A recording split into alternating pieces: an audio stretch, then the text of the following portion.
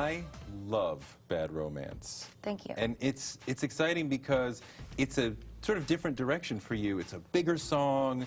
It's just so large. You know, I want to hear it in like a gigantic club. Well, I spent a lot of time in Eastern Europe, in Russia and in Germany, and I really fell in love with industrial Gothic music.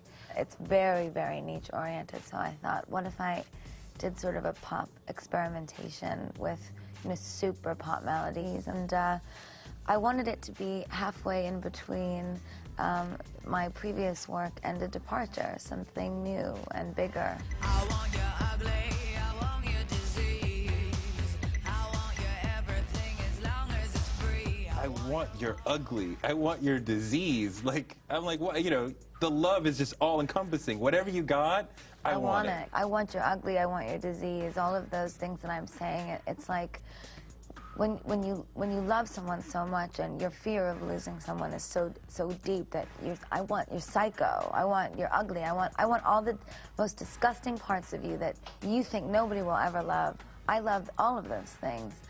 Each song represents a different monster that I feel like I've encountered on the road. So my fear of love, my fear of alcohol, my fear of sex. Well, I want to talk about those specifically because there's a lot of fear of monsters within this.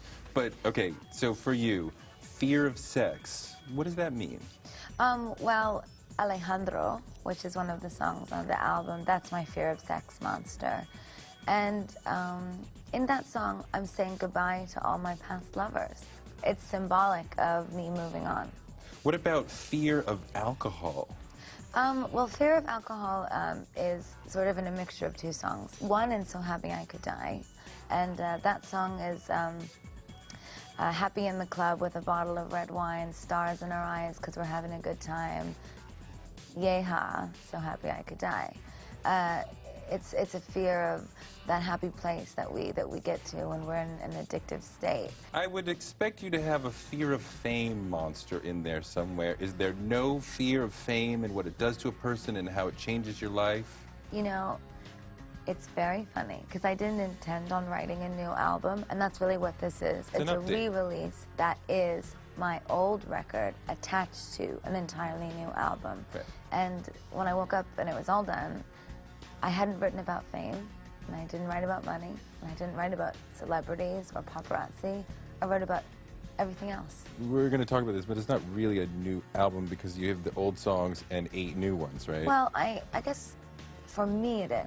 It's just in conjunction with the first album, it makes it much more of a complete sense. When you come up with 8 songs, why not do 4 or 5 or 6 more and do a proper album rather than giving us the fame added on with 8 new songs? Well, it would only be maybe 4 more records, right, to sort of meet the industry standard of what most artists put out as a record. But the album in itself, The Fame Monster, is the yang to the yin of the fame. It's finished.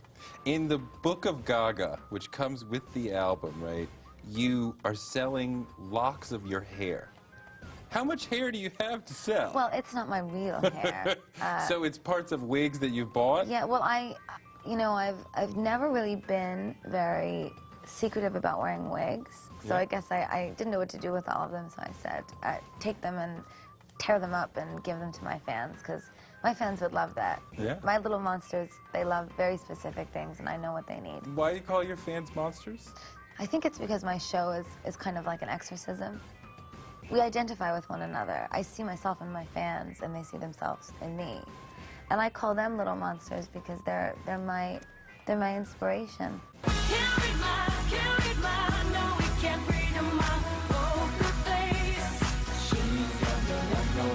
I love Poker Face. Can't quite figure out, what are you saying when you say he can't read my poker face? Well, the song was about fantasizing about women when I was in bed with my ex-boyfriend. So I didn't really want him to know because it bothered him, and that was the inspiration behind the song. You talk about that, you can have sex with women, but you won't love women. No. Okay, Tell me. That's twisting my words. Tell me. I have loved all women. I love so many women in my life. But you're physical, only physical with women. I've never been in love with a woman in a romantic way. Okay, so, I mean, that's what I meant. But I just wonder why you haven't been in love with the female heart in that romantic way. I don't know. But I certainly have beautiful relationships with women that I've been very close with. Yeah. I don't know if even I can say I've ever been in love with a man.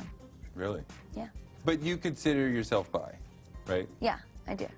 I mean, and you said that that letting that be known, you regret because you said it seems to some that you're using the gay community to seem edgy, which doesn't... No, that's not true. Okay, tell me. I don't think that's true.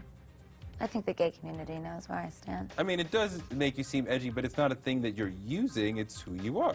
That's why I don't really talk about it very much, because then it becomes... A thing. A thing. Yeah. That's why I say let's talk about the music. But I am honest about it so that I'm clear. When I hear one of the most famous rappers in the world say something homophobic on the radio, I want people to yell at him.